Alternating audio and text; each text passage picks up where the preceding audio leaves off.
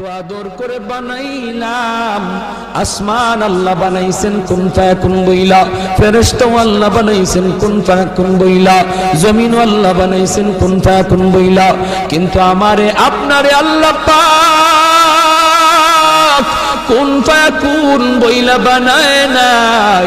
আমাকে আপনাকে যখন আল্লাহ বানাইছে, খালাকতু বিয়াদাইয়া, আল্লাহ বলে আমি আমার নিজের হাত দিয়া বান্দা বান্দিরে বানাইছি। কারণ এই চেহারার মধ্যে এত দামি কপাল, ওই কপাল দিয়া বান্দা আমার কুদরতি কদমে সাজদা দিবে।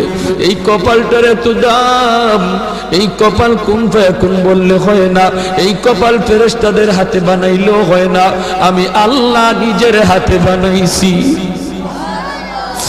আল্লাহ পাক কই আমি আল্লাহ দেখি জমিনে কেমন অন্যায় হয়, অত্যাচার কেমন জুলুম হয়, জমিনে কেমন অন্যায় হয়, অত্যাচার হয়, কেমন জুলুম হয়, কেমন গুনাহ হয়, আমি আল্লাহ দেখতেছি। আমি আল্লাহ দেখতেছি আমার নবীর নায়েবে রাসূল উলামায়ে কেরামের সাথে কেমন আচরণ হয়, সবই আল্লাহ বলেন আমি দেখতেছি। আল্লাহ পাক রব্বুল আলামিন বলেন ألا إن أولياء الله لا خوف عليهم ولا هم يحزنون।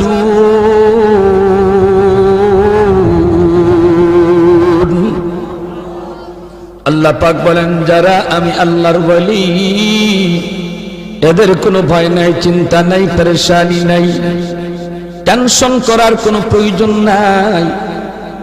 যারা আমি আল্লাহর ওলি, এদের সব কিছুর জিম্মাদার কে? আরো জোরে বলেন কে? ওলি কাকে বলে, কাকে বলে, কি জন্য ওলি কাকে বলে? সহজ ভাষায় বোঝার জন্য আমি বলি, ওলি বলা হয় যারা আল্লাহরে খুশি করতে পেরেছে। আল্লাহরে খুশি করার নাম হলো বিলায়াত। যে খুশি করতে পারলো সে ওলি হয়ে গেল। আল্লাহরে খুশি করা খুব সহজ রে ভাই, মানুষকে খুশি করা খুব কঠিন। দুনিয়ার মানুষকে খুশি করা খুব কঠিন, দুনিয়ার মানুষকে খুশি রাখাও খুব কঠিন। আল্লাহরে খুশি করা যেমন সহজ, ঠিক তেমন আল্লাহরে খুশি রাখাও তেমন সহজ। চেয়ারম্যান মেম্বার এদেরকে জিজ্ঞেস করে দেখেন ভাই, মানুষকে খুশি করা কেমন সহজ না কঠিন? মেম্বার চেয়ারম্যান তারা বুঝতে পারবে মানুষকে খুশি করা কত কঠিন, ঠিক কিনা? আরো জোরে বলেন ঠিক কিনা? কিন্তু মানুষে খুশি করলেন, এই খুশি আবার ধরে রাখাও খুব কঠিন, খুশি রাখাও খুব কঠিন। যেমন মানুষের সাথে কঠিন, এই সম্পর্ক ধইরা রাখাও তেমন কঠিন।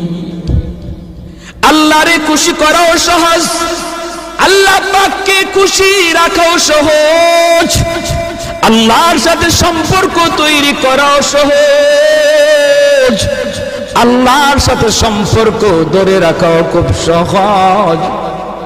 কারণ কি জানেননি? কারণ আল্লাহ পাক রব্বুল আলামিন হাদিসে কুদসির ভিতরে আল্লাহ নিজে বলেন, মান তাকাররাবা ইলাইয়া শিবরান তাকাররাবতু ইলাইহি যিরা ওয়া মান তাকাররাবা ইলাইহি মাশিয়ান তাকাররাবতু ইলাইহি আরওয়ালা।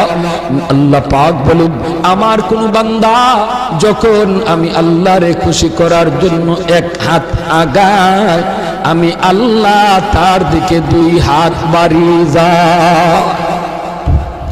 আমরা যাই এক হাত, আল্লাহ দুই হাত, জোরে কোন না সুবহানাল্লাহ। আর মানুষকে খুশি করার জন্য যদি আমি ঘর থেকে বের হই, ওই মানুষটা যদি জানতে পারে যে আমার সাথে বেয়াদবি করেছে, সে আমারে খুশি করার জন্য আমার বাড়িতে আসতেছে, কেউ ঘর থেকে তারে আগাইবার জন্য বের হয় না। আর সে যখন বের হইছে আমিও একটু বের হই, বের হয় না, বরং সে অপেক্ষায় তাকে আসুক, বরং আরো নিজের পজিশন নিয়ে বসা থাকে। কেমনে মাপ নিবে? হাতে ধরলে পরে মাপ নিব না, হাতে ধরলে পরে মাপ দিব না, পায়ে ধরলে পরে মাপ দিব, কত কন্ডিশন লয়া মানুষ বসা থাকে। কিন্তু আল্লাহ পাক বলেন বান্দা তুমি যখন ঘর থেকে বের হয়েছো, আমি আল্লাহরে খুশি করার জন্য এই খবর আমি আল্লাহ যখনই পাইলাম, যখনই দেখলাম রে, আমি তোমাকে রহমতের কোলে নেওয়ার জন্য তোমার দিকে দৌড়ায়া যাইতে থাকি। তুমি এসেছো হেঁটে হেঁটে, আর আমি আল্লাহ যাই দৌড়ায়া। এজন্যই আল্লাহর খুশি করা সহজ। এবার আল্লাহর খুশি ধরে রাখাও সহজ কেমনে, আর মানুষের খুশি ধরে রাখা কঠিন কেমনে? মানুষের সাথে মহব্বত তৈরি করলাম, মহব্বত দইরা রাখা আজীবন খুব কঠিন, যে কোনো মুহূর্তে ফাটল ধরতে পারে। ধরেনি না ধরে না, ধরেনি না ধরে না। কারণ হলো মহিলাদের ডিউটি কম, আমল কম, এজন্য তাদের হিসাবও কম। নবী বলেন 4 কাজের জিম্মাদার যে মহিলা হয়ে যাবে, যে মহিলা 4টা আমল ঠিকমতো হিসাব দিতে পারবে, সে আল্লাহর তৈরি যে কোনো জান্নাতে প্রবেশ করবে। আইয়ুমা ইমরাতিন ইযা সাল্লাত খামসাহা ওয়া সামাত শাহরাহা ওয়া হাসনাত ফারজাহা ওয়া আতাআত বালাহা। নবী বলেন 1 নম্বর হলো সে যদি নামাজি হয়, 2 নম্বর হলো সে যদি রোজাদার হয়, 3 নম্বর হলো সে যদি স্বামীরে মান্না চলে, স্বামীরে মান্না চলে, স্বামীরে খুশি কইরা চলে, স্বামীর অবাধ্য না হয়, স্বামীর অবাধ্য না হয়। 4 নম্বর হলো সে যদি পর্দা ঠিকমতো করে।